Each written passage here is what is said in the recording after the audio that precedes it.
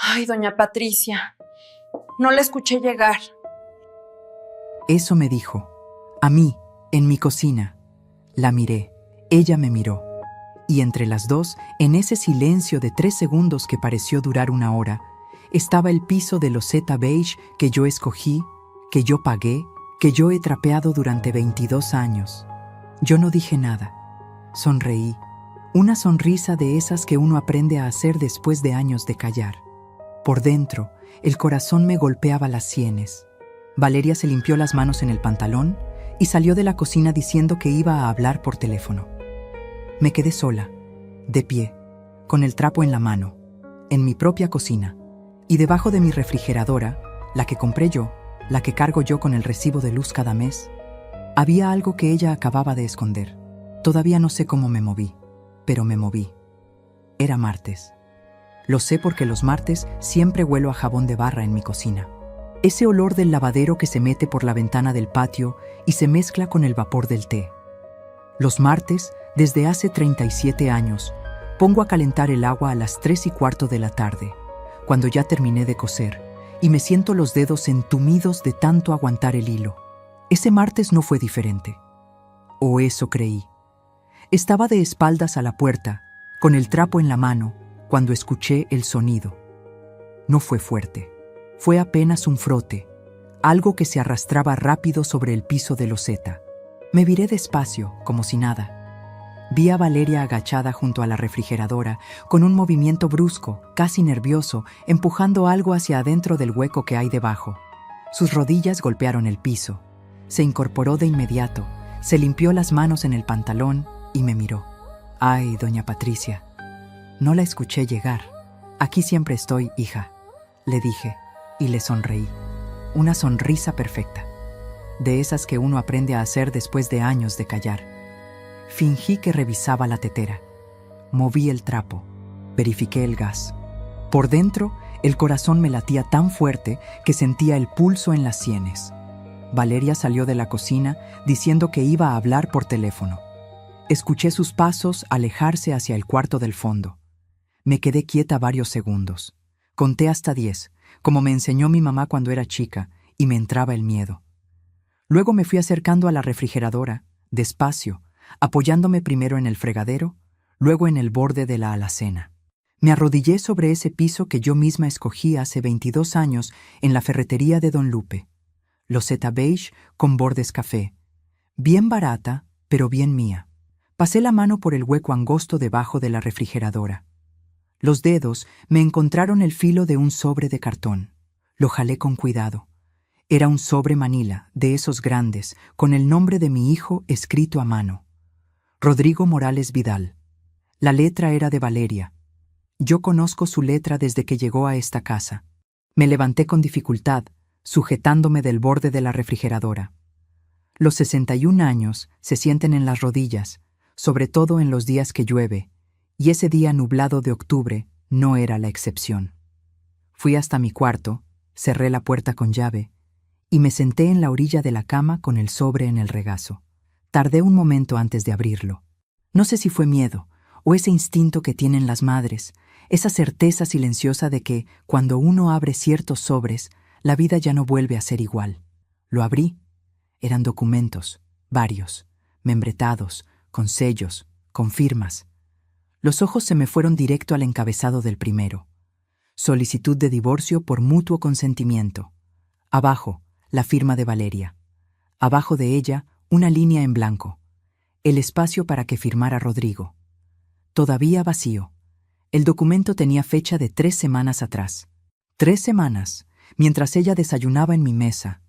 Mientras me decía, «Gracias, doña Patricia, qué rico está el arroz». Mientras yo le lavaba la ropa porque su lavadora siempre estaba descompuesta.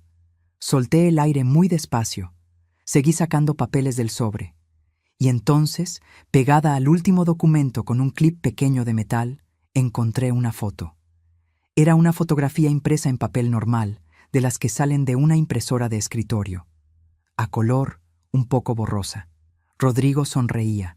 Sonreía de una manera que yo ya casi no le veía desde hacía 2 años. Una sonrisa como la que se le ponía de niño cuando le daba su torta de jamón en el recreo. Estaba sentado en una banca de parque que yo no reconocí. Tenía un niño en las piernas. Un niño pequeño, de unos 3 o 4 años. Cabello rizado, tez morena como Rodrigo, con una paleta de hielo en la mano. Los dos solos, en esa banca, como si el mundo alrededor no existiera. Yo nunca había visto a ese niño en mi vida. Antes de seguir, necesito pedirte algo. Si tú también has sentido alguna vez que te escondían algo dentro de tu propia casa, que las personas que más amabas te miraban a la cara y te mentían con esa facilidad que duele más que cualquier golpe, escríbelo en los comentarios. No importa qué fue, solo una palabra. Aquí. Que yo sepa que no estoy sola, que tú tampoco estás solo. Y si todavía no te has suscrito a este canal, hazlo ahorita. Porque las historias que se cuentan aquí son para los que ya vivieron mucho, para los que saben lo que cuesta levantar una familia con las manos, y para los que todavía creen que la dignidad no tiene precio. Mi nombre es Patricia Morales. Tengo 61 años y soy de Querétaro, de toda la vida, de Minsk.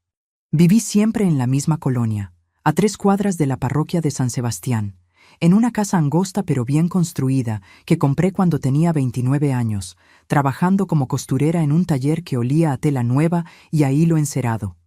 Trabajé ahí 12 años. Luego monté mi propio negocio en la sala de mi casa.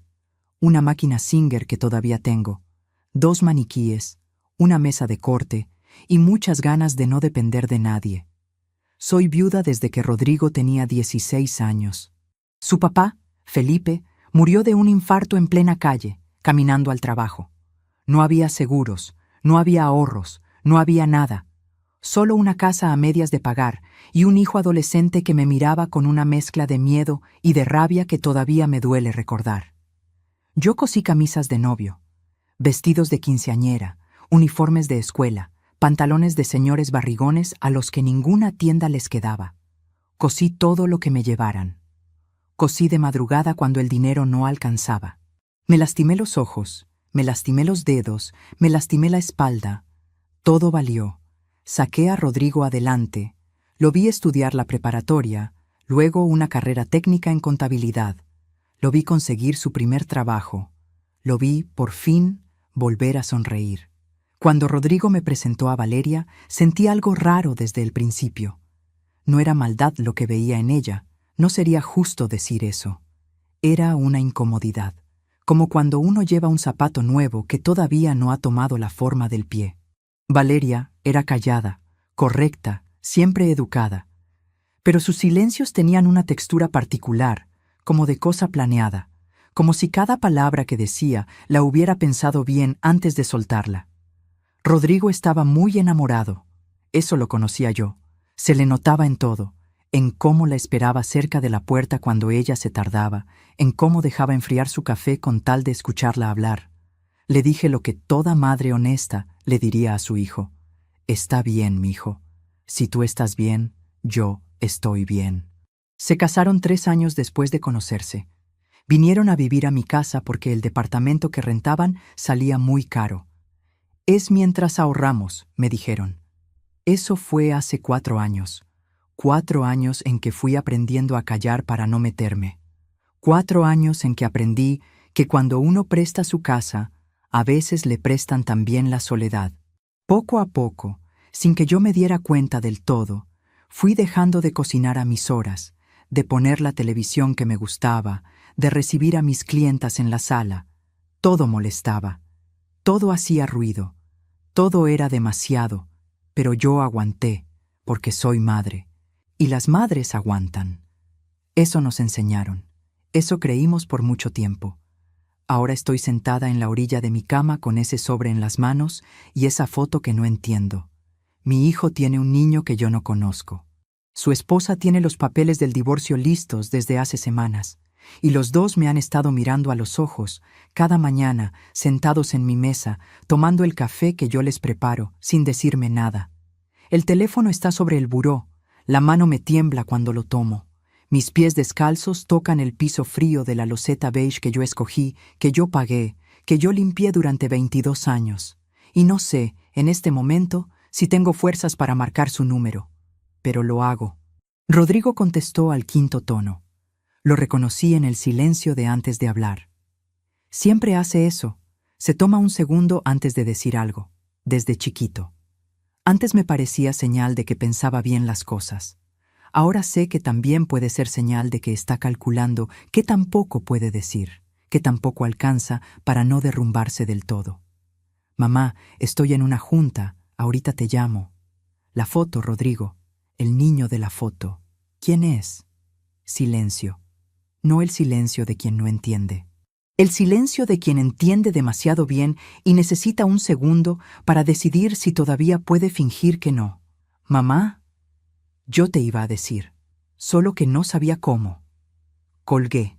No grité. No lloré. Me quedé sentada en la orilla de mi cama con el teléfono apagado en la mano y los papeles sobre las piernas y el corazón haciendo ese ruido sordo que hace cuando uno recibe algo que no tiene nombre todavía. Afuera seguía lloviendo.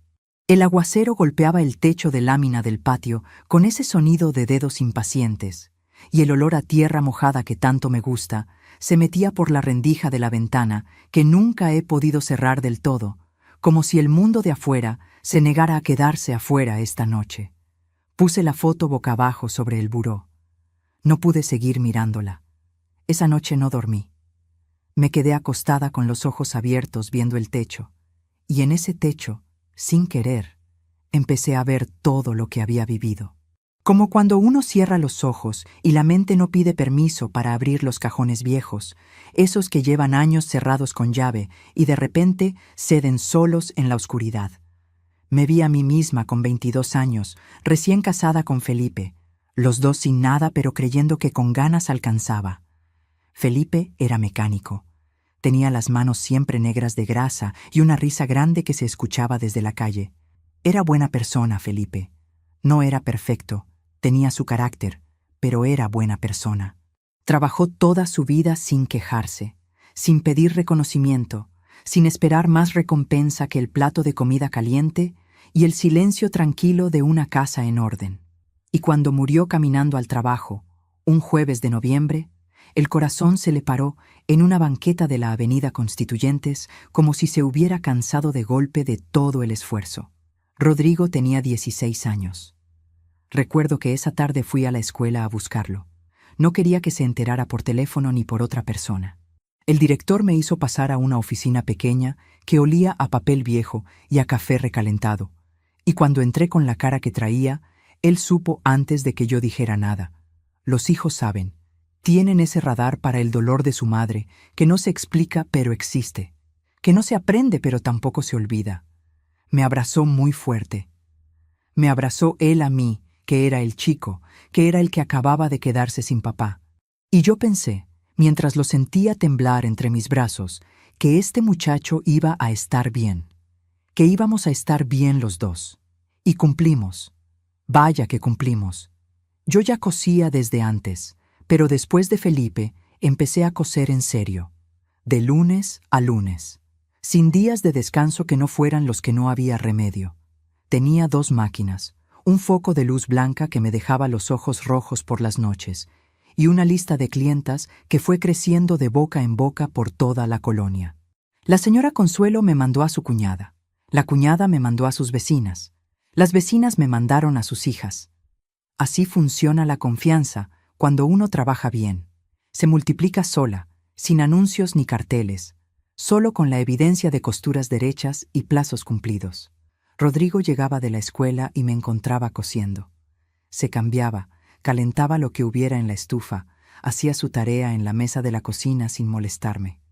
A veces me preguntaba si necesitaba algo.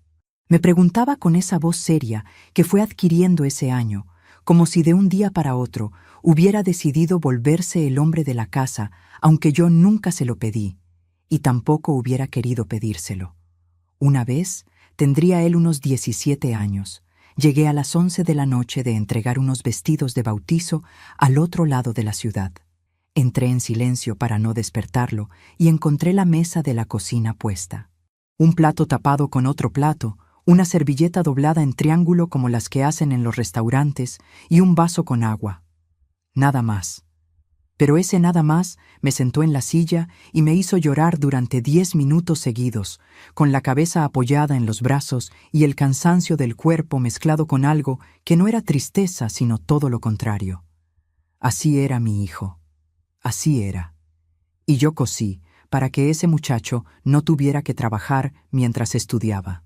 Cosí para que tuviera sus útiles completos, su uniforme planchado, su pasaje del camión sin tener que pedirlo.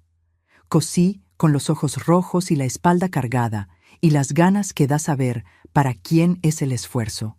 Cuando entró a la carrera técnica de contabilidad, conseguí un crédito pequeño en el banco para pagar la inscripción. Lo pagué en 8 meses. Cuando se graduó, hicimos una cena en esta misma cocina, solo los dos, con arroz rojo y pollo en salsa que hice yo desde temprano. Y él me regaló una foto enmarcada de los dos sonriendo en la ceremonia que todavía está colgada en la sala. Esa foto la quito y la pongo cuando Valeria se molesta porque la sala se ve muy cargada. La he quitado y vuelto a poner 4 veces desde que ella llegó. La conocí un domingo. Rodrigo llegó con ella a comer, la presentó como su novia nueva, y yo puse el mantel bueno y calenté más tortillas.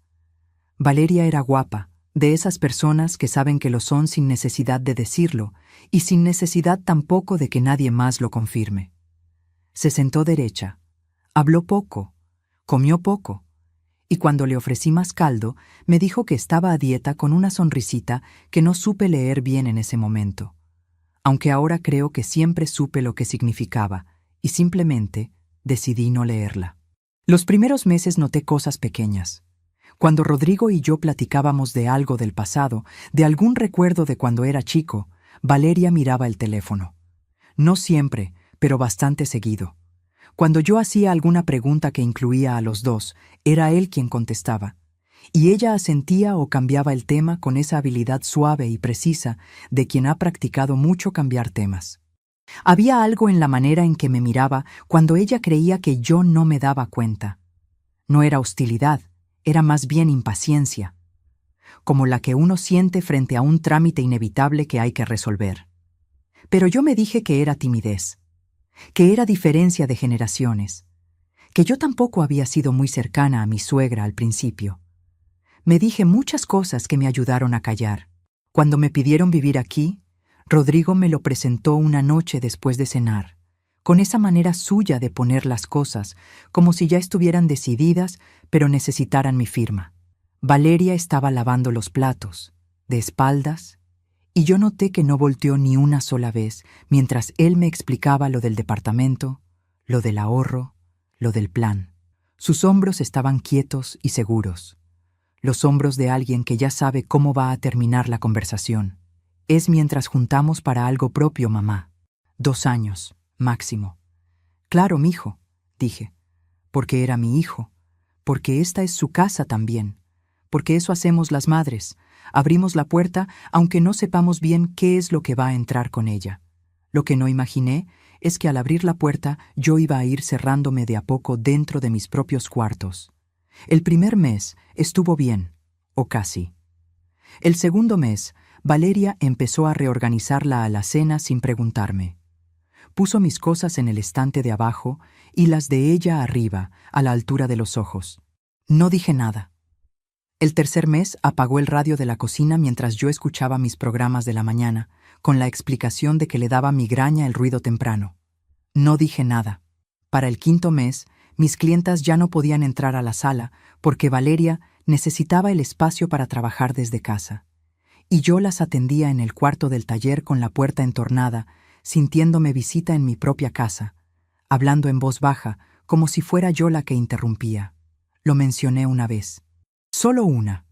Le dije a Rodrigo, sin drama, que me sentía un poco desplazada, que la sala era el espacio donde yo recibía a la gente, que quizás podíamos buscar una solución entre todos.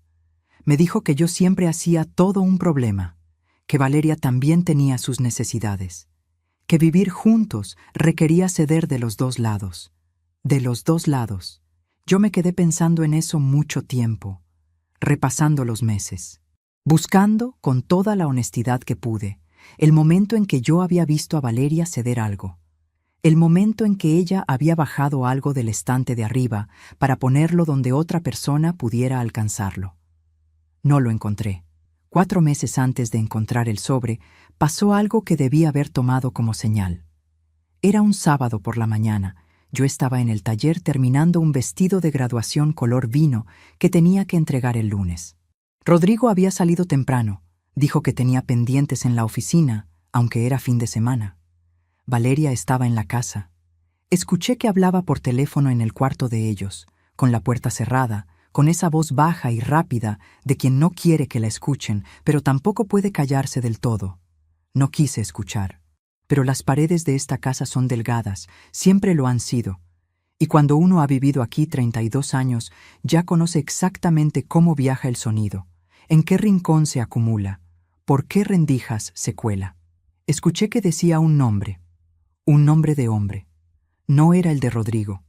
Escuché que reía, una risa pequeña, íntima, de las que uno no regala en cualquier conversación, de las que tienen historia detrás. Apagué la máquina de coser. Me quedé sentada frente al vestido vino con las manos en el regazo, escuchando el silencio que vino después de que ella colgó, escuchando sus pasos moverse por el cuarto, escuchando cómo abría el closet, cómo corría el agua del baño. Sonidos normales de una tarde normal que ya no lo era. Volví a encender la máquina. Cosí ese vestido hasta terminar la bastilla. Cosí con la espalda recta y los ojos secos y la cabeza llena de preguntas que no me atreví a hacerle a nadie, ni siquiera a mí misma con toda la claridad que merecían.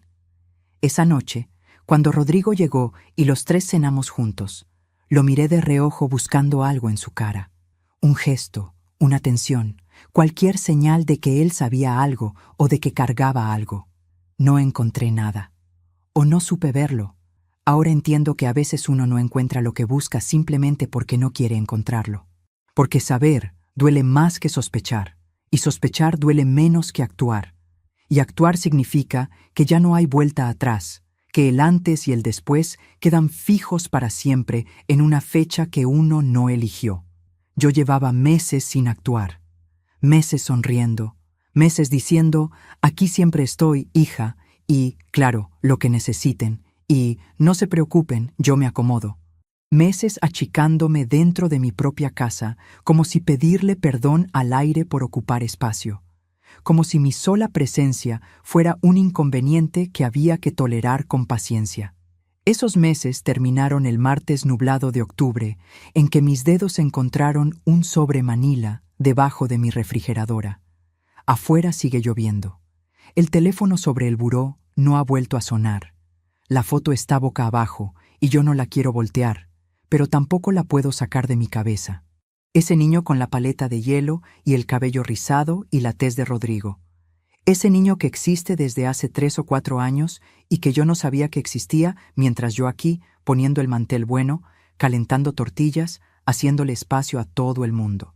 ¿Cuántas cenas compartimos los 4 en esta mesa, con ese secreto sentado entre nosotros como un invitado invisible al que nadie presentaba pero todos servían? ¿Cuántas veces le serví café a Valeria mientras ella sabía todo y sostenía la taza con esa calma que ahora entiendo de otra manera? ¿Cuántas veces me miró Rodrigo a los ojos, yo que lo conozco desde antes de que naciera, desde antes de que tuviera nombre, y me mintió con esa cara tranquila que aprendió quién sabe cuándo, ni para qué? Me levanto de la cama. Me pongo las pantuflas. Salgo al pasillo. La puerta del cuarto de ellos está cerrada y hay luz por debajo. Son las 10 de la noche y no escucho nada adentro. Solo ese silencio espeso de 2 personas que están despiertas y no están hablando. Camino hasta la cocina. Prendo la luz pequeña del foco de encima de la estufa. Ese foco amarillo que llevo años queriendo cambiar, y nunca cambio porque hay cosas que uno pospone sin saber bien por qué. Pongo agua a calentar. Y mientras espero que hierva, miro el piso de loseta beige con bordes café, y pienso en cuánto costó, en cuántos vestidos de quinceañera, cuántos uniformes escolares, cuántos pantalones de señores barrigones necesité para comprarlo.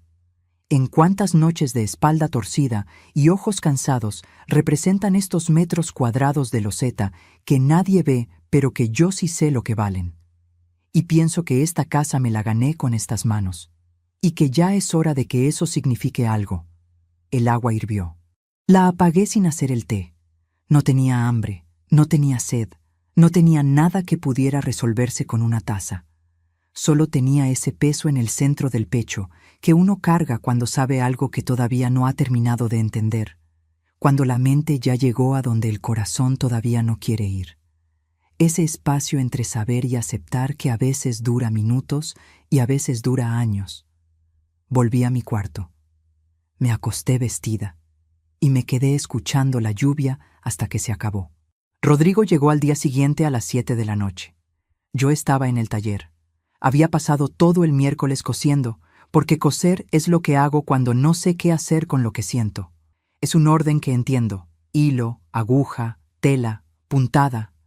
Todo entra, todo sale, todo tiene un principio y un fin.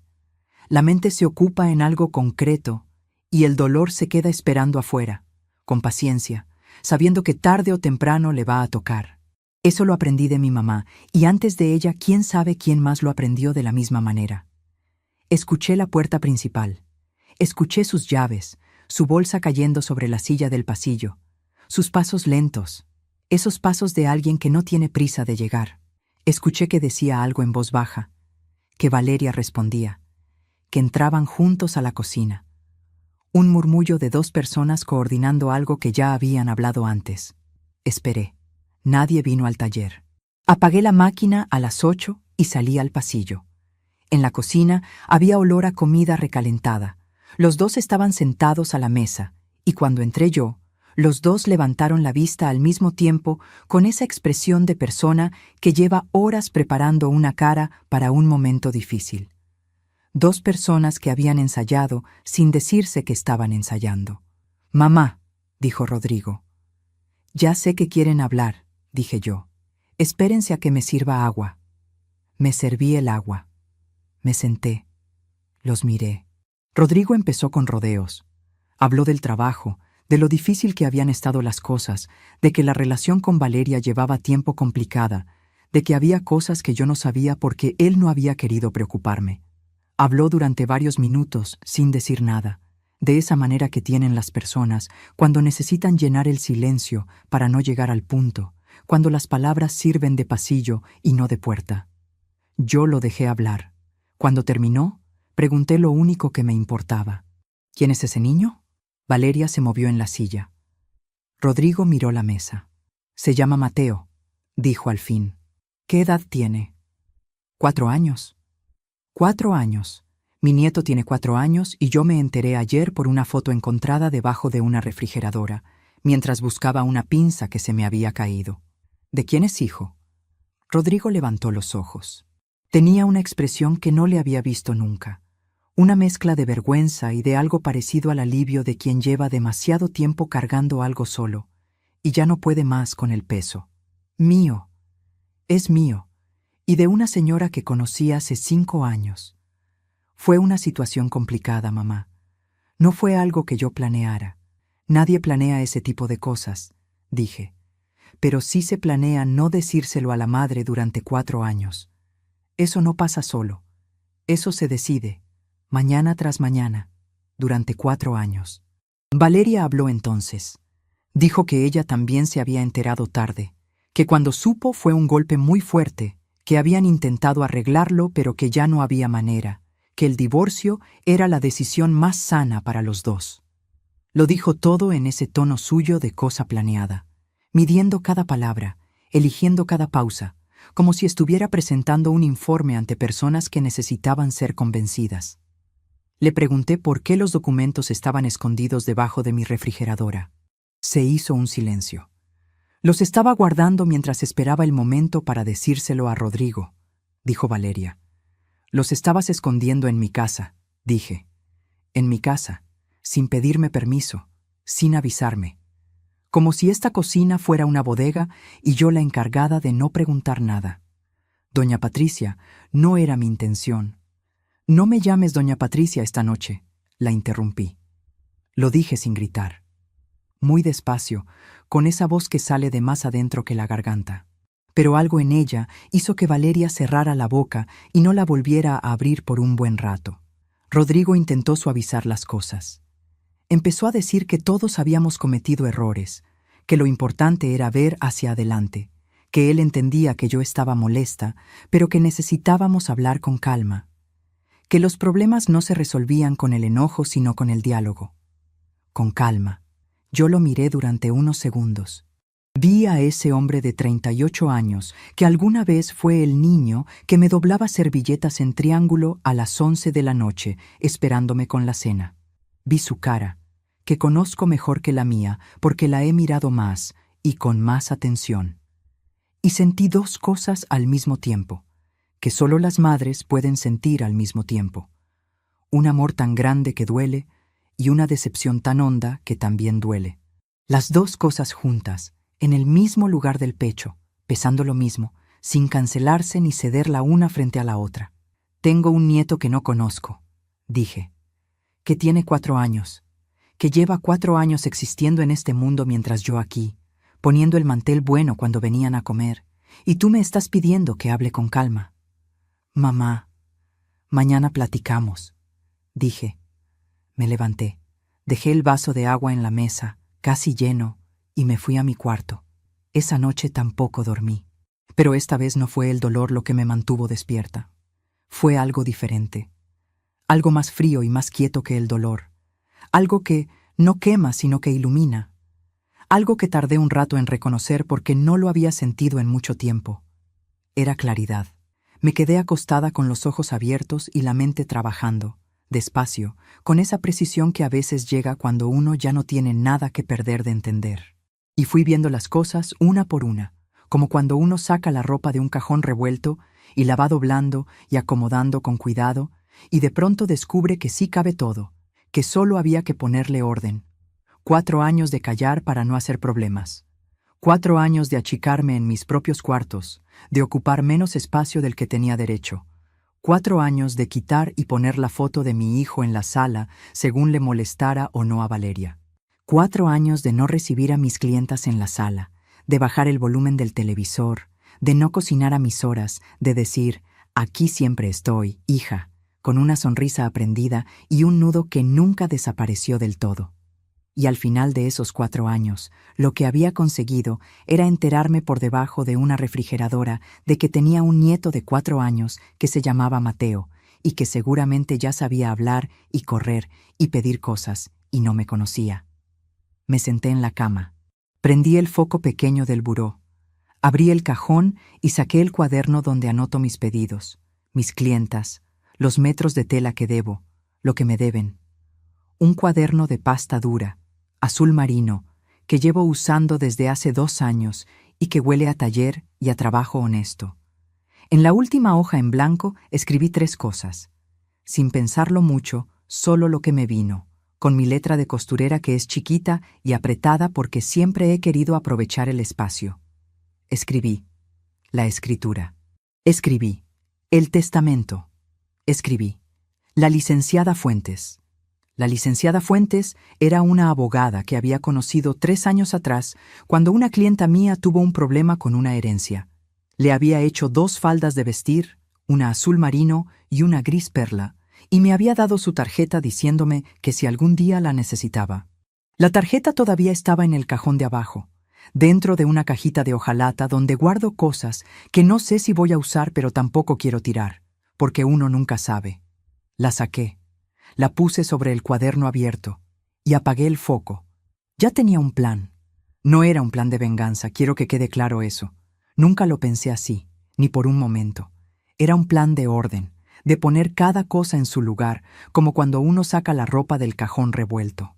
Era un plan de dejar de ser visita en mi propia casa, de dejar de pedir permiso para existir dentro de paredes que yo misma había pagado. El jueves por la mañana, Rodrigo se fue al trabajo sin que nos habláramos. Me escuché respirar cuando se cerró la puerta. Valeria tardó más. La escuché moverse por la cocina. Escuché que ponía la cafetera, que tomaba su taza despacio, que lavaba el plato con esa minuciosidad suya. Escuché que se acercaba al pasillo y se detenía un momento frente a la puerta del taller, donde yo estaba cosiendo, y luego sus pasos seguían hacia afuera y la puerta principal sonaba cerrarse con ese clic seco de siempre. Cuando la casa quedó sola, guardé la costura, me cambié de ropa, tomé mi bolsa y salí. Fui primero al banco. Hablé con el gerente, un señor de lentes que me conoce desde hace años porque llevo mi cuenta ahí desde antes de que él trabajara en esa sucursal, desde antes de que muchas cosas fueran como son ahora. Le pedí información sobre ciertos cambios que quería hacer. Hablamos 20 minutos. Fue paciente, me explicó todo 2 veces sin que yo tuviera que pedírselo. Cuando salí, el sol de octubre me dio en la cara y me detuve un momento en la banqueta, respirando hondo, sintiendo cómo el aire frío de la mañana me llenaba los pulmones y me despejaba algo que llevaba días apretado. Luego fui a ver a la licenciada Fuentes. Su despacho quedaba en la calle Reforma, en un edificio de 2 pisos con macetas de helecho en las ventanas. Un edificio de esos que parecen más serios por dentro que por fuera. La secretaria me hizo esperar 10 minutos en una silla de cuero café frente a un escritorio lleno de carpetas. Cuando entré, la licenciada me reconoció de inmediato, me dijo que me veía bien, con esa cortesía genuina de quien de verdad se alegra de ver a alguien. Me ofreció café. Yo le dije que no, gracias, que tenía varias cosas que preguntarle y no quería quitar mucho tiempo. Hablamos durante casi 1 hora. Le pregunté sobre la escritura de la casa y qué implicaba que estuviera solo a mi nombre. Me explicó con paciencia, con palabras claras, sin hacerme sentir ignorante por no saber cosas que nadie me había enseñado. Le pregunté sobre el testamento, sobre qué pasaba si yo quisiera modificarlo, sobre qué margen tenía. Me explicó eso también. Le pregunté, y esto me costó más trabajo decirlo en voz alta, ¿qué derechos tenía yo sobre mi propia casa en caso de que quisiera pedirle a alguien que se fuera? La licenciada me miró un momento antes de contestar. Solo un momento, breve, de esos que sirven para medir bien las palabras. Usted puede pedirle a cualquier persona que desocupe su propiedad, dijo. La casa es suya, la escritura lo ampara completamente. Asentí. Doblé las manos sobre la bolsa, como siempre las doblo cuando necesito quedarme quieta por dentro. ¿Cuánto tiempo necesita una persona para desocupar, legalmente hablando? Depende de si hay acuerdo voluntario o no. Con acuerdo, puede ser cuestión de días o semanas. Sin acuerdo, hay un proceso. Pero con la escritura a su nombre, la posición legal de usted es muy sólida. Muy sólida, repitió, y creo que lo repitió a propósito. Salí del despacho con 2 hojas de información, el número directo de la licenciada en el teléfono y algo parecido a tierra firme bajo los pies. Caminé hasta el parque que queda a 2 cuadras. Me senté en una banca de cemento frente a una jardinera con bugambilias que ese octubre estaban anaranjadas, muy encendidas, como si el año quisiera terminar con todo el color que le quedaba, gastándolo de una sola vez para no llevárselo al siguiente. Una señora pasó empujando una carriola. 2 niños corrían alrededor de una fuente seca. Una paloma se paseaba sin prisa por las losetas del piso, ajena a todo, perfectamente indiferente. Pensé en Mateo, en ese niño de 4 años con cabello rizado y paleta de hielo que era mi nieto y al que yo no conocía. Pensé en que él no tenía culpa de nada, ni de haber nacido, ni de lo que los adultos habían decidido hacer con su existencia. En que en todo este enredo, en toda esta mentira construida ladrillo a ladrillo durante años, con la paciencia y la dedicación que merecían cosas mejores, había un niño de 4 años que existía y respiraba y reía y no sabía que tenía una abuela que ese día estaba sentada en una banca de parque con el corazón hecho pedazos, pero la cabeza más fría que nunca. Ese pensamiento me apretó la garganta. Me lo apretó fuerte, de verdad. Pero no me detuvo. Porque había entendido algo esa mañana, caminando de banco en despacho por las calles de mi ciudad, algo que debía haber entendido mucho antes y que quizás siempre supe pero no me había permitido nombrar, que callar no era humildad, que aguantar no era amor, que yo había confundido durante demasiado tiempo el sacrificio con la resignación, y que esa confusión me había costado 4 años de ir borrándome dentro de mi propia casa, 4 años de ocupar menos espacio cada mes, como una vela que se consume despacio sin que nadie repare en ello hasta que ya no queda nada. Ya no más. No iba a gritar. No iba a hacer escenas. No iba a llamar a nadie llorando a las 11 de la noche para contar lo que pasaba. Eso no era lo mío. Nunca lo había sido, desde antes de Felipe y desde mucho después. Yo era costurera.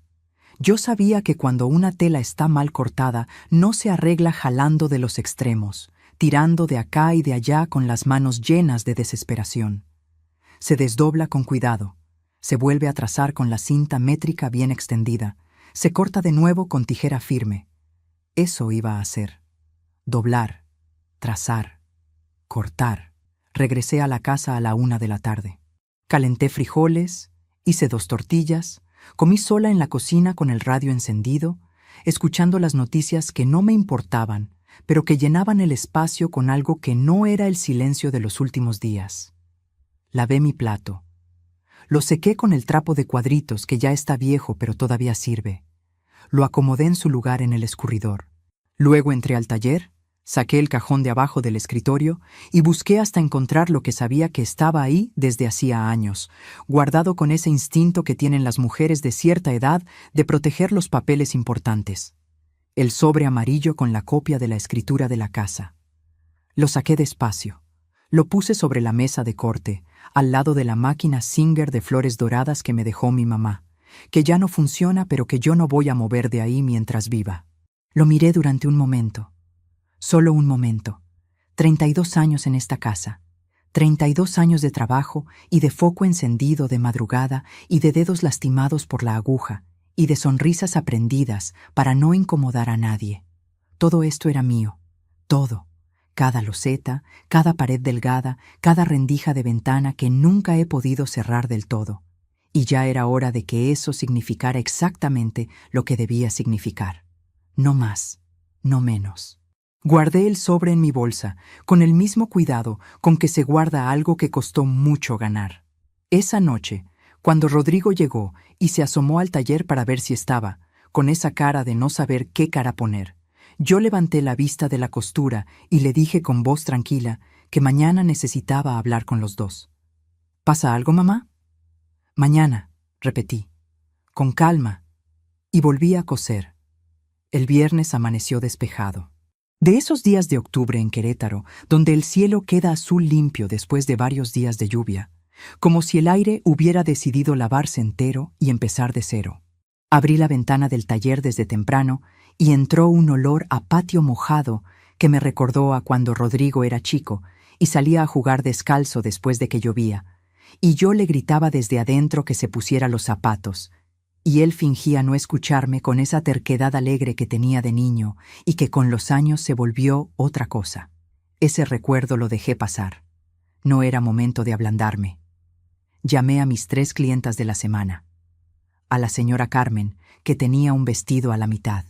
A doña Rosario, que esperaba 2 blusas para el 15. A la señorita Amparo, que llevaba meses queriéndose hacer un traje sastre y siempre encontraba una razón para posponerlo. Les dije a las 3 que iba a necesitar unos días para acomodar mis tiempos, que no se preocuparan, que sus prendas iban a estar listas, pero que tuvieran un poco de paciencia. Las 3 me dijeron que no había problema, que ellas confiaban en mí, que me cuidara. Eso me lo dijeron las 3, con esa naturalidad de quien lo dice y lo siente al mismo tiempo, que me cuidara, como si supieran algo que yo no les había contado, pero que se notaba en la voz. Así es la confianza de 30 años. Se convierte en algo parecido al instinto, en algo que no necesita explicación para funcionar. Después llamé a la licenciada Fuentes. Le dije que quería avanzar con los trámites que habíamos platicado. Me dio una cita para el lunes siguiente. Apunté la hora en el cuaderno azul marino con mi letra chiquita. Subrayé con 2 rayas como hago siempre con las citas importantes y guardé el cuaderno en el cajón. Eran las 10 de la mañana cuando escuché que Rodrigo y Valeria se levantaban. Los esperé en la cocina. Había hecho café, había puesto tazas, había sacado el pan dulce que quedaba de la semana, unas conchas a las que ya les faltaba lo mejor, pero que todavía servían. Todo en su lugar, todo en orden. Yo estaba sentada a la cabecera de la mesa, que era donde siempre me sentaba antes de que poco a poco fuera dejando ese lugar, porque a Valeria le quedaba más cómodo, porque yo me había ido corriendo hacia los bordes sin que nadie me lo pidiera con palabras. Entraron juntos. Se detuvieron un segundo al verme ahí, en ese lugar, con esa cara. Un segundo que duró más de lo que duran los segundos normales. «Siéntense», dije. Se sentaron. Rodrigo agarró su taza con las 2 manos, como buscando dónde poner los dedos. Valeria se quedó con las manos sobre la mesa, quietas, esa quietud suya que aprendí a leer con los años. Los dos me miraban con esa expresión de persona que no sabe bien qué viene, pero que ya presiente que no es cosa menor. «Voy a decirles lo que he decidido», empecé. «No voy a gritar, no voy a llorar, no voy a reclamar. Solo voy a decirles lo que va a pasar, para que los dos puedan organizarse con tiempo». Rodrigo abrió la boca. «Déjame terminar», dije. Cerró la boca. «Esta casa es mía. La escritura está a mi nombre y solo al mío. Eso no es un accidente ni una casualidad. Es el resultado de 32 años de trabajo con estas manos. He hablado con una abogada y estoy en mi derecho de pedirles que la desocupen. No lo voy a hacer de un día para otro porque no soy una persona cruel, pero sí necesito que en un plazo de 60 días busquen dónde vivir». El silencio que siguió fue de esos que pesan, de esos que uno siente físicamente, como algo que ocupa el lugar del aire. Valeria fue la primera en hablar. «Doña Patricia, entiendo que está molesta, pero...» «Patricia», la corregí con calma. «Me llamo Patricia, y no estoy molesta. Estoy tomando una decisión. Son cosas distintas». Rodrigo se puso de pie. Empezó a caminar hacia la ventana, de espaldas, con las manos en la nuca. Ese gesto que hacía desde adolescente cuando algo lo ponía nervioso y no sabía cómo manejarlo, cuando el cuerpo necesitaba moverse porque la cabeza no encontraba salida. «Mamá, esto es una exageración. Cometí un error muy grande, lo sé y lo siento, pero no puedes echarnos de la casa por eso. No te estoy echando por el error», dije. «Te estoy pidiendo que te vayas porque llevas 4 años viviendo aquí de una manera que no ha sido justa para mí, y porque me enteré de que tengo un nieto por una foto escondida debajo de mi refrigeradora. No son cosas separadas, Rodrigo. Son la misma cosa. Son el mismo patrón, repetido de distintas maneras». Se viró. Tenía los ojos brillantes, con ese brillo que puede ser rabia o puede ser vergüenza, y muchas veces es las dos mezcladas, que a veces son imposibles de separar y quizás no hace falta separarlas.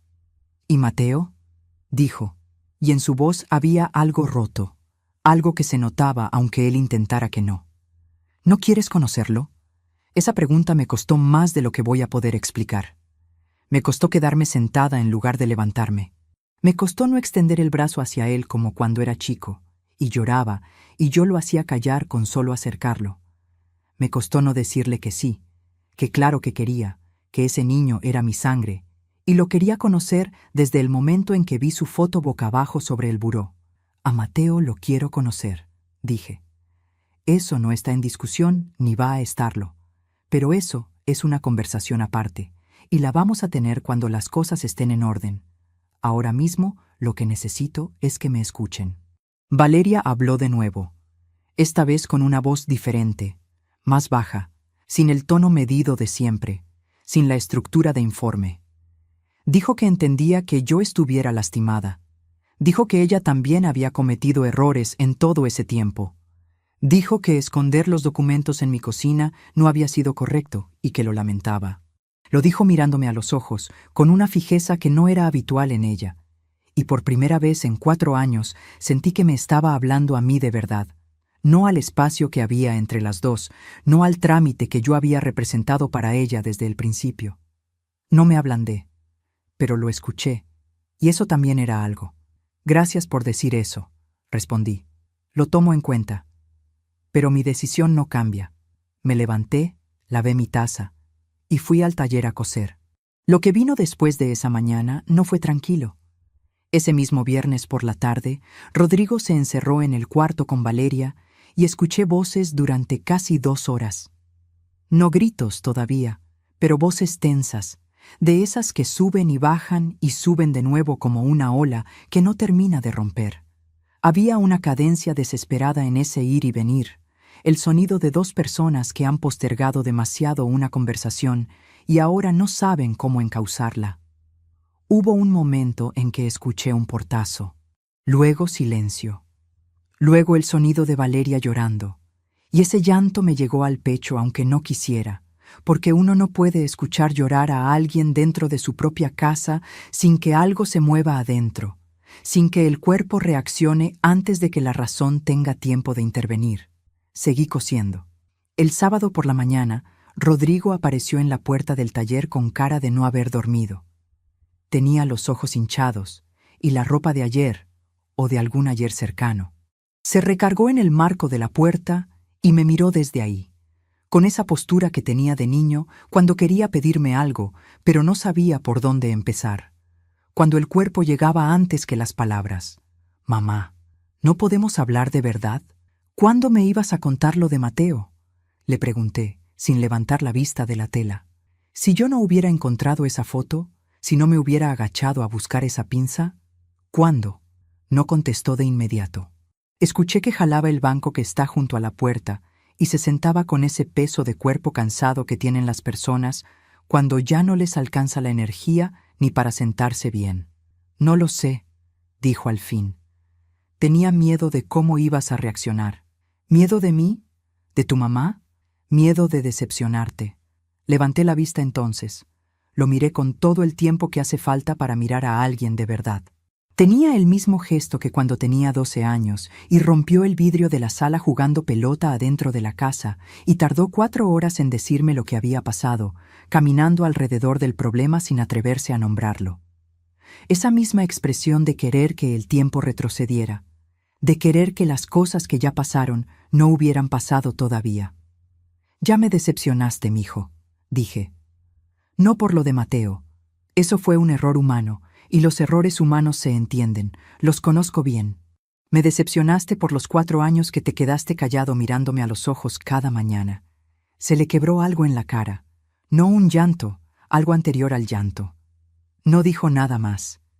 Después de un rato se levantó y se fue por el pasillo, y sus pasos sonaron distintos a como suenan siempre, más lentos, como de alguien que no sabe a dónde va, pero tampoco puede quedarse quieto. El lunes fui al despacho de la licenciada Fuentes. Firmé los documentos para modificar el testamento. Saqué a Rodrigo como beneficiario único y puse una distribución diferente. La mitad de la propiedad para Rodrigo, pero condicionada, con cláusulas que la licenciada redactó con cuidado y con la precisión de quien sabe que los detalles son los que sostienen las cosas.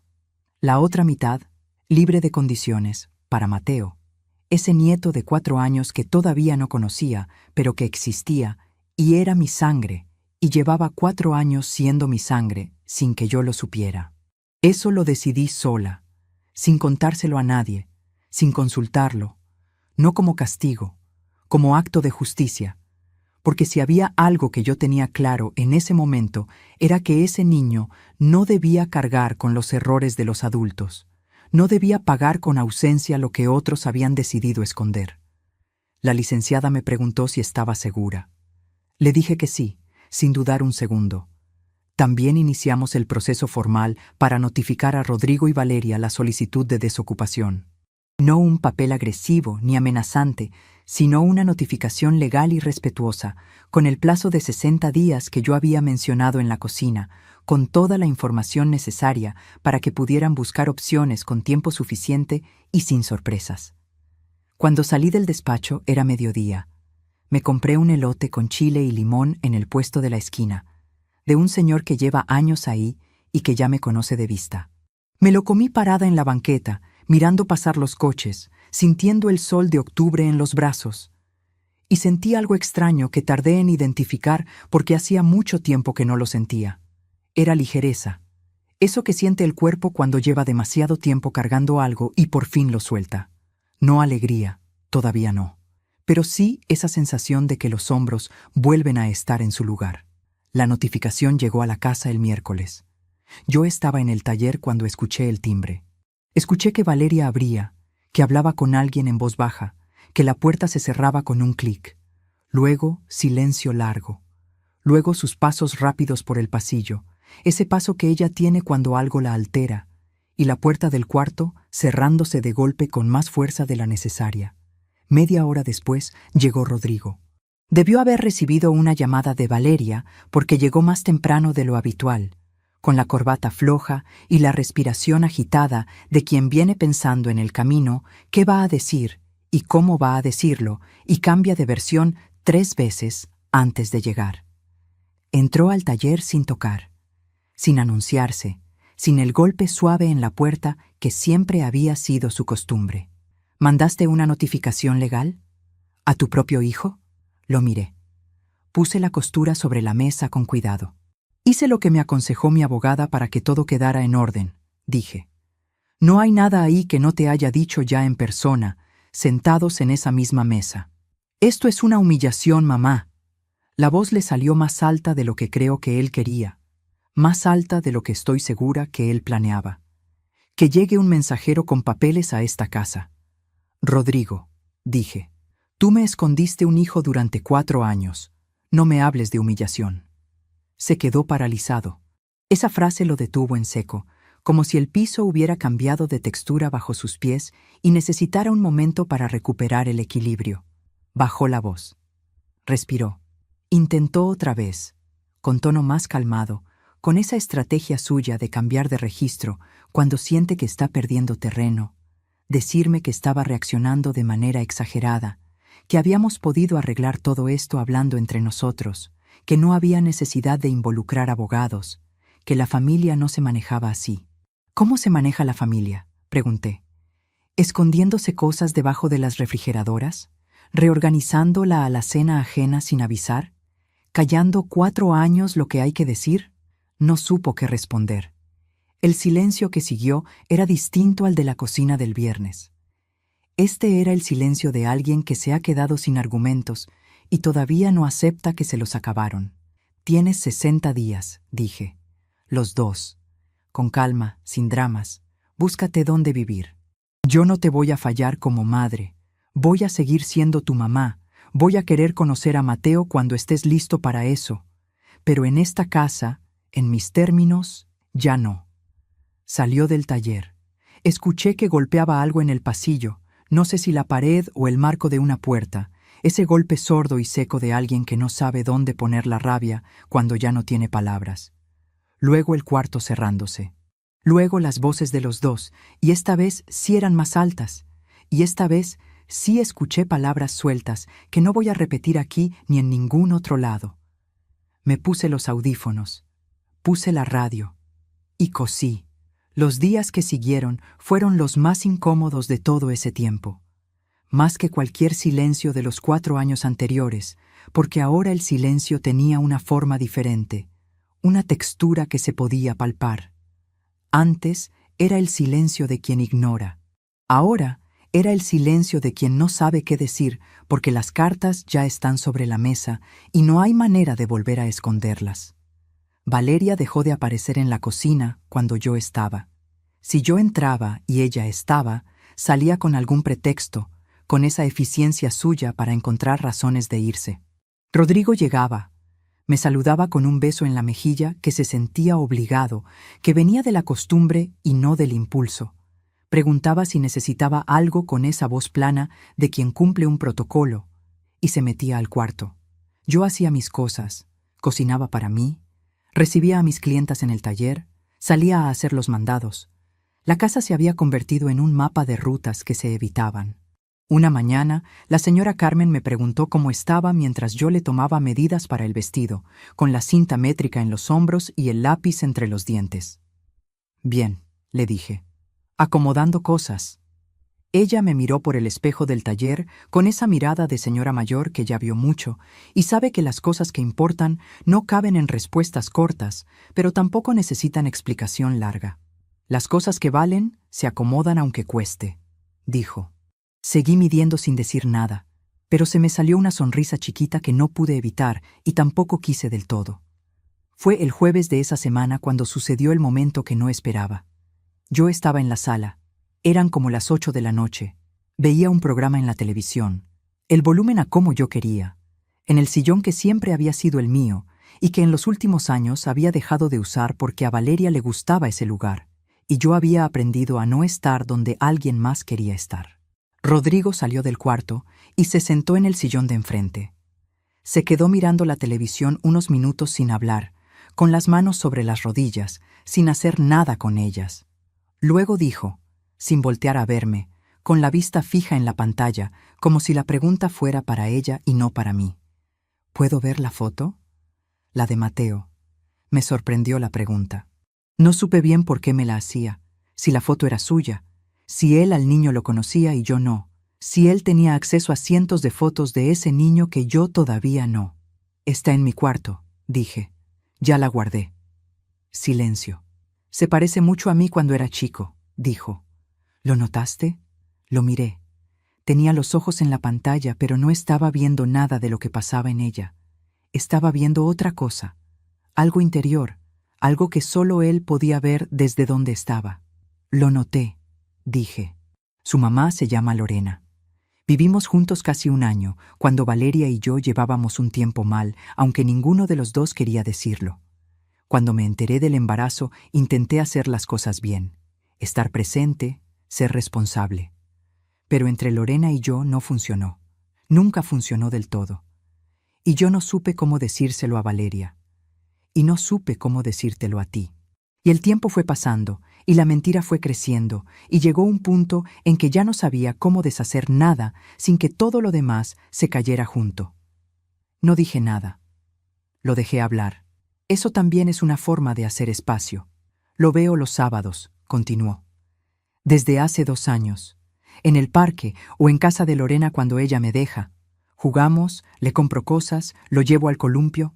Valeria lo supo hace 1 año, cuando encontró un recibo que no supo explicarse, y es una de las razones principales por las que pidió el divorcio.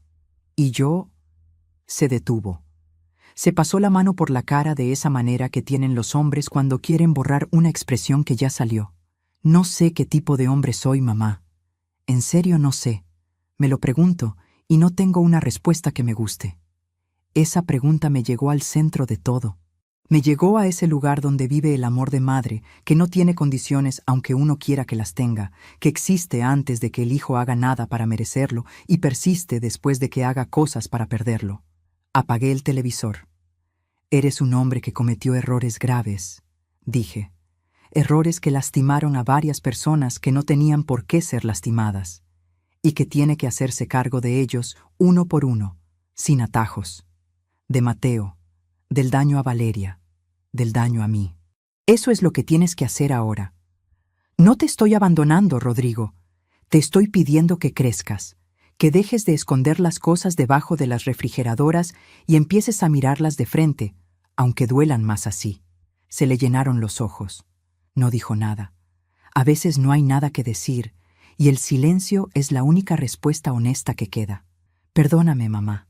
Eso va a tomar tiempo, dije con honestidad, sin suavizarlo más de lo que era. No te lo voy a negar ni te lo voy a adelantar, pero estoy dispuesta a dártelo. Nos quedamos en silencio los dos, en la sala que había dejado de ser mía, y que esa noche volvía a hacerlo de una manera que no tenía que ver con los muebles ni con quién se sentaba dónde, sino con algo más difícil de nombrar, con la televisión apagada y el sonido de la calle metiéndose por la ventana que nunca cierro del todo. Afuera pasó un camión pesado que hizo vibrar el vidrio. Un perro ladró 2 veces y se cayó como si hubiera dicho lo que tenía que decir. Las macetas del vecino de enfrente se movieron con el viento de octubre, ese viento que empieza frío y termina en nada. Cosas pequeñas, cosas de siempre. La vida siguiendo como sigue con todo y el dolor, con todo y las cosas que no se resuelven de golpe, pero que por fin se están mirando de frente. Los 60 días pasaron de una manera que no esperaba. No pasaron lentos, como uno imagina que pasan las cosas difíciles. Pasaron con una normalidad extraña, casi incómoda, como cuando uno sabe que una tormenta viene y el cielo sigue azul y los pájaros siguen cantando, y uno no sabe bien si prepararse o simplemente esperar.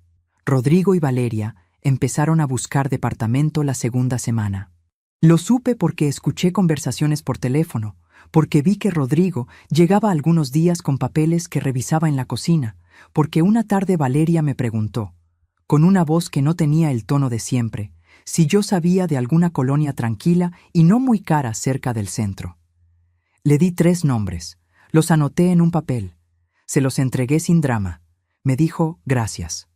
Yo asentí. Y cada una siguió con lo suyo. Así fueron esas semanas. Sin grandes escenas, sin portazos, sin palabras que no pudieran deshacerse después. Solo 2 personas organizando una salida y yo en mi taller cosiendo, recibiendo a mis clientas, durmiendo mis horas, comiendo a mis tiempos. Dormí mejor esas semanas que en todo el año anterior. Eso me dijo más que cualquier otra cosa. A los 40 días, Rodrigo encontró un departamento. Era pequeño, me dijo, en una colonia al norte, 2º piso, con una ventana que daba a un jardín interior. Me lo contó una noche en la cocina mientras yo calentaba leche, con ese tono de quien reporta algo importante, pero no sabe si la otra persona quiere escucharlo. ¿Tiene cuarto para cuando venga Mateo?, pregunté. Se detuvo un segundo. Es de 1 cuarto, pero cabe una cama individual en la sala. Cuando puedas, cómprate un sofá-cama, dije. Los niños duermen en cualquier lado, pero les gusta tener su lugar. Me miró durante un momento con esa expresión que no supe descifrar bien. Mezcla de alivio y de algo más viejo, más hondo. ¿De verdad lo quieres conocer, mamá? Es mi nieto, dije. ¿Tú qué crees? Se le movió algo en la cara. Tomó su vaso y se fue al cuarto sin decir más, pero antes de doblar el pasillo, me dijo buenas noches con una voz que sonó diferente a todas las buenas noches de los 4 años anteriores. Valeria se fue primero. Fue un martes, que es curioso, porque todo lo importante de esa historia pasó en martes. Llegó un hombre con una camioneta, y entre él y Rodrigo subieron cajas, maletas, el colchón que era de ella, la lámpara del cuarto, el espejo grande del baño que había comprado ella cuando llegó. Yo estaba en el taller con la puerta entornada, cosiendo, escuchando el ir y venir de los pasos y el sonido de las cajas raspando el piso del pasillo. En algún momento se detuvo todo. Escuché que Valeria y Rodrigo hablaban en voz baja cerca de la puerta principal.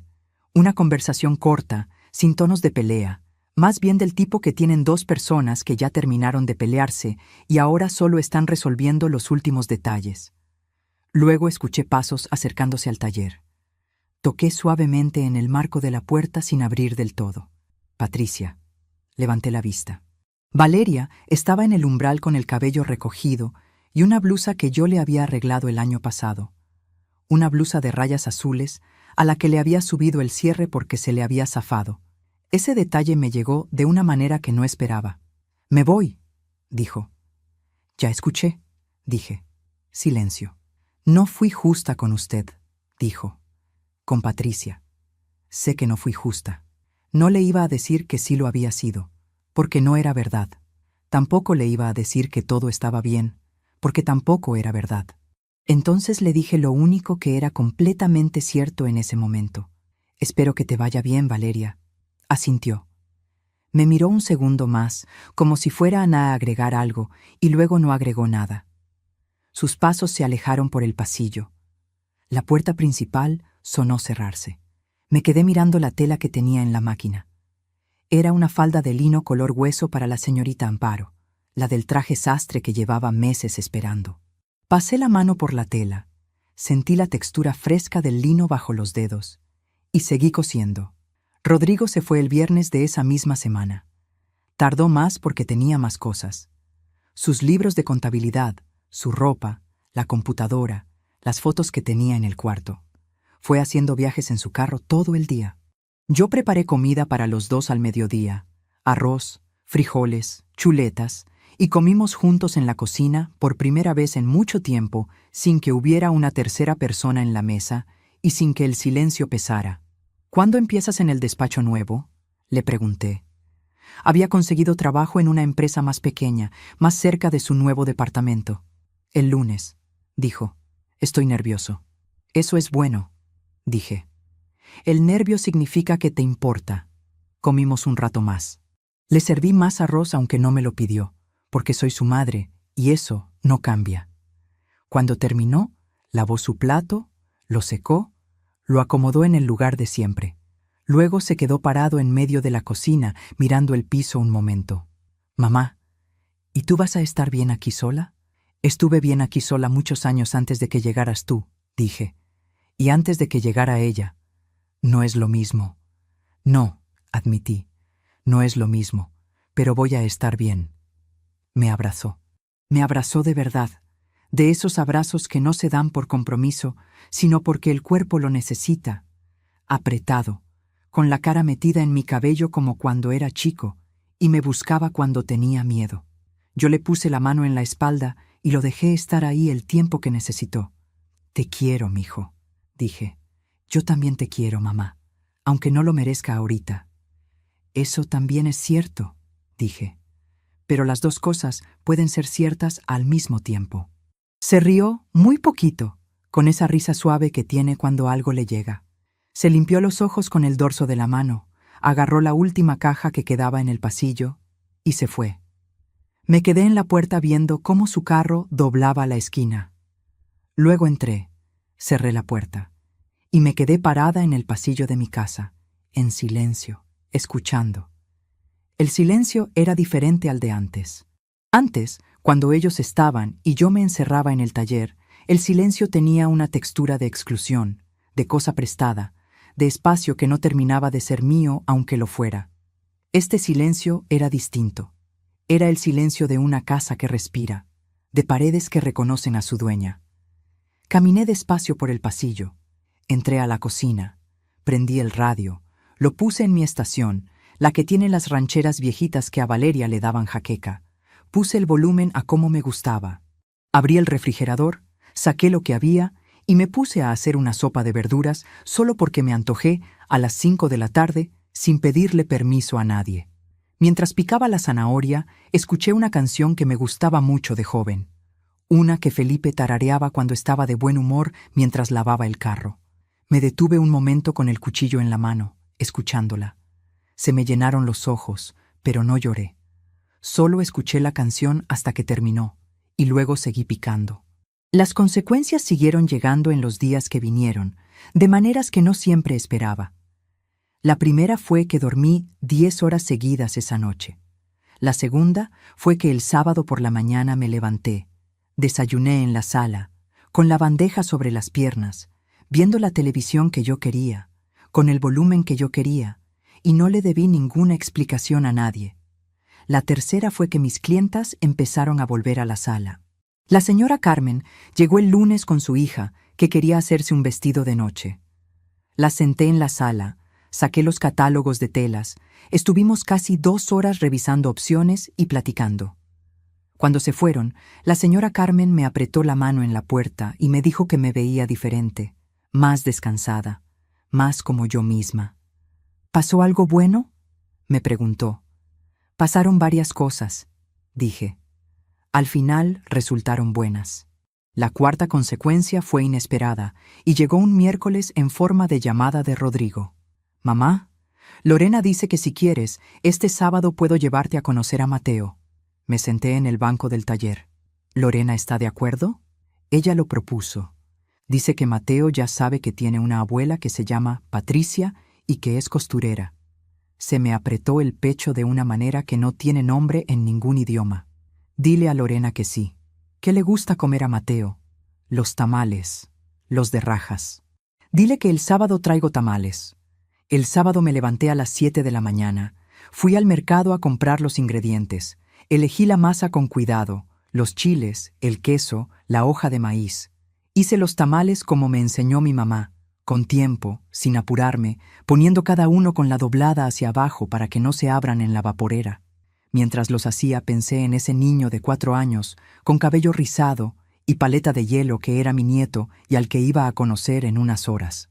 Pensé en que él no tenía culpa de nada, en que lo único que sabía de mí era que me llamaba Patricia y que cosía ropa, en que yo tenía la oportunidad de ser para él algo sencillo y verdadero, sin las complicaciones de los adultos, sin el peso de las mentiras que se habían dicho antes de que él llegara a este mundo.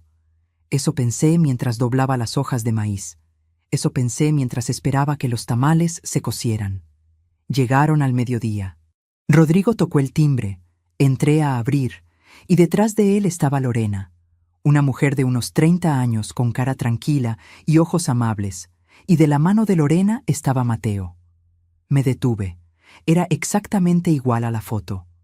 Cabello rizado, tez morena, los ojos de Rodrigo sin ninguna duda. Traía una camiseta de un personaje de caricatura y los zapatos desabrochados, los dos. Se me fue la voz un momento. «Hola, Mateo», dije, y me agaché despacio, apoyando la rodilla en el piso aunque me tronara, para quedar a su altura. Me miró con esa seriedad de los niños chicos cuando evalúan a una persona nueva. «¿Tú eres la abuela que hace ropa?», preguntó. «Esa mera». «¿Y los tamales?». «También los hice yo», lo pensó un segundo. Luego entró a la casa como si ya supiera dónde estaba todo. Rodrigo me miró desde la puerta. Yo lo miré, y entre los dos pasó algo que no necesitó palabras. El reconocimiento de que, a pesar de todo lo roto, a pesar de todo el daño, había algo que seguía en pie. Algo que valía la pena seguir construyendo, con más cuidado esta vez, con los cimientos bien revisados. Lorena me extendió la mano. «Gracias por los tamales, Patricia. Gracias por traerlo», dije. Entramos todos a la cocina. Puse la mesa. Serví los tamales en platos de barro que habían sido de mi mamá. Mateo se sentó en la silla de enfrente, desenvolvió su tamal con una concentración de persona adulta, le dio una mordida enorme y me miró con los ojos muy abiertos. «Está bueno», dijo, con la boca llena. Me reí. Una risa de verdad, de esas que salen solas desde adentro sin pedir permiso. La primera risa así en mucho tiempo. Lorena sonrió. Rodrigo también, y en su sonrisa estaba la culpa y el alivio y el amor todo revuelto, como siempre pasa con las cosas que importan de verdad. Y en mi mesa, en mis platos de barro, con mi radio de fondo y mi radio a mi volumen, el olor a tamal llenando la cocina, que había tardado 4 años en volver a ser completamente mía, nos sentamos todos a comer. Esa tarde, cuando se fueron, me quedé sola lavando los platos. Escuché el carro de Rodrigo alejarse por la calle. Escuché que el vecino de enfrente regaba sus macetas con la manguerita, como cada sábado. Escuché una canción en el radio que no reconocí, pero que tenía un ritmo alegre, de esos que mueven el pie sin que uno lo decida. Terminé de lavar. Sequé las manos en el trapo de cocina. Fui al taller. Me senté frente a la máquina Singer de flores doradas que me dejó mi mamá, la que todavía funciona, la que sobrevivió todo. Puse una tela en el prensatelas, ajusté el hilo y antes de empezar a coser me quedé un momento con las manos quietas sobre la mesa. En el cajón de abajo estaba la escritura de la casa, en mi nombre, solo en el mío. En el buró de mi cuarto estaba el testamento nuevo, con el nombre de Mateo escrito en él. Y en la cocina quedaban 2 tamales que nadie se había comido, tapados con un plato para el desayuno del día siguiente. Apreté el pedal. La máquina empezó a coser. Han pasado 14 meses desde aquella mañana de octubre en que mis rodillas tocaron el piso frío de la cocina y mis dedos encontraron un sobre Manila debajo de la refrigeradora. 14 meses. A veces me parece que fue hace mucho tiempo. A veces me parece que fue la semana pasada. Supongo que así funciona la memoria cuando algo te cambia de adentro hacia afuera. No se acomoda en el tiempo de la misma manera que los recuerdos ordinarios. Se queda flotando, cerca, disponible, como aguja enhebrada lista para cuando la necesites. Mucho cambió en estos 14 meses. Algunas cosas para bien desde el principio, otras para bien después de pasar primero por un tramo muy oscuro, y algunas todavía están cambiando, despacio, como cambian las cosas que de verdad importan. Rodrigo lleva 1 año viviendo en su departamento del norte. Al principio lo noté perdido, de esa manera específica en que se pierden los hombres que nunca aprendieron a estar solos porque siempre hubo alguien acomodándoles el mundo alrededor. Me llamaba seguido, con pretextos pequeños.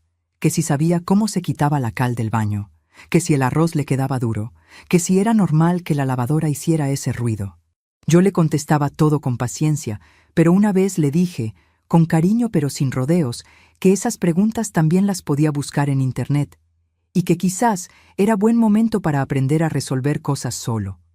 Se quedó callado un segundo. «Tienes razón», dijo.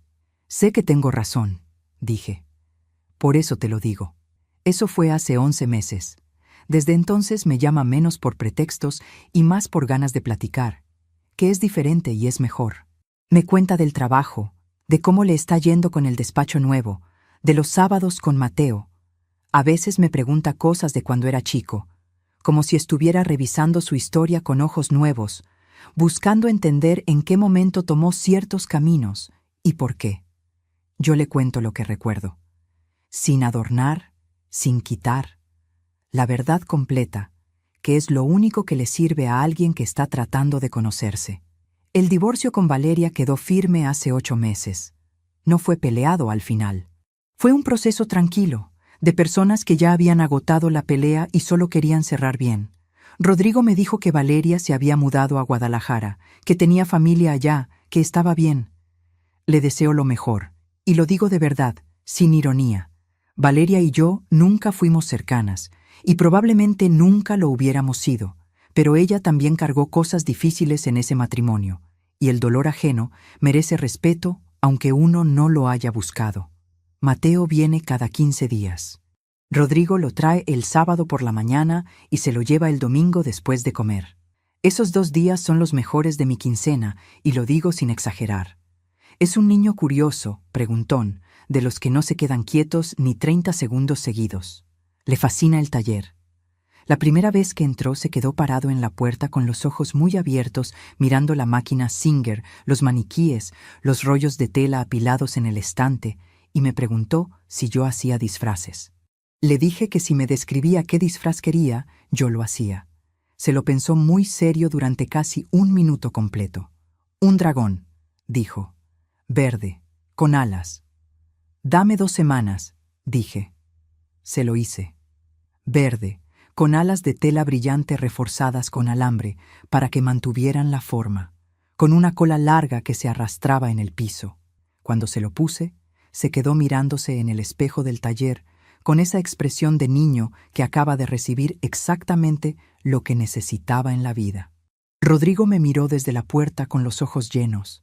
Yo fingí que estaba ocupada recogiendo los retazos del piso. Desde entonces, Mateo llega los sábados y lo primero que hace es asomarse al taller a ver en qué estoy trabajando. A veces se sienta en el banco chico que puse junto a la mesa y me hace compañía mientras coso, contándome cosas de la semana, de su maestra, de un amigo que se llama Tomás y que, según Mateo, sabe hacer trucos con las canicas. Yo escucho y coso, y a veces le pregunto algo para que siga hablando, porque ese sonido, el de un niño contando su semana en mi taller, es uno de los sonidos más bonitos que he escuchado en mucho tiempo. Lorena y yo hemos ido conociéndonos poco a poco, con cuidado, sin forzar nada. Es una mujer trabajadora, directa, de las que dicen lo que piensan sin rodeos pero sin crueldad. Me cae bien. Lo digo así, sencillo, porque es verdad. Al principio había una incomodidad natural entre las dos, ese ajuste inevitable de personas que llegaron a la misma historia desde lados muy distintos. Pero el tiempo y la buena voluntad hacen su trabajo cuando las dos partes lo permiten. El mes pasado me invitó a la obra de teatro del Kinder de Mateo. Fui. Me senté en una sillita de plástico naranja en el salón, decorado con papel de China. Vi a un dragón verde con alas brillantes recitar 3 líneas que se sabía perfectas, y cuando terminó, me buscó con los ojos entre el público con esa urgencia de los niños que necesitan saber que la persona importante los vio. Ahí estaba yo. Le hice señas con la mano. Se le iluminó la cara. Eso no lo cambió por nada. La licenciada Fuentes me llamó hace 3 meses para confirmar que todos los trámites estaban en orden. El testamento modificado, registrado y firme. La escritura de la casa, sin cambios, a mi nombre. Todo en su lugar, todo con su papel y su sello. Le di las gracias. Me dijo que había sido un placer, que ojalá todo le siguiera yendo bien. Antes de colgar me dijo algo que me quedé pensando varios días. Señora Patricia, en este trabajo uno ve muchas familias. Y la mayoría de las personas que llegan aquí esperan demasiado tiempo antes de poner orden en sus cosas. Usted no esperó más de lo necesario. Eso no es poca cosa. No esperé más de lo necesario. Lo repetí para mí varias veces esa tarde, mientras cosía. Me gustó cómo sonaba. Me gustó reconocer que era verdad. Esta mañana me levanté temprano, antes de que saliera el sol. Me hice un té de manzanilla, el mismo de siempre, en la misma chaleira, en mi cocina que huele a jabón de barra los martes y a café los domingos y a tela nueva cualquier día de la semana. Me lo tomé parada junto a la ventana que da al patio, viendo cómo el cielo de Querétaro pasaba del gris al rosa al azul de esa manera que tiene el amanecer aquí, como si el día se tomara su tiempo para decidir cómo va a ser. Pensé en mi mamá, en su máquina Singer de flores doradas, en cómo me enseñó que la tela no perdona los atajos. Si uno quiere que algo quede bien hecho, tiene que hacerlo bien desde el principio, con el hilo correcto, con la aguja correcta, con la tensión correcta. Si sale mal, se descose y se vuelve a hacer. No hay vergüenza en eso. La vergüenza sería dejarlo mal y pretender que no se nota. Creo que eso es lo que aprendí en estos 14 meses. Que hay cosas en la vida que salen mal, que se cosen torcido, que uno permite que se cosan torcido por miedo o por amor o por esa costumbre vieja que tenemos las personas de edad de aguantar y callar porque nos enseñaron que eso era virtud. Y que cuando uno por fin se decide a destejer lo que está mal y volver a trazar, el resultado no es perfecto, no puede ser perfecto después de tanto tiempo, pero sí puede ser honesto. Y lo honesto dura más que lo perfecto.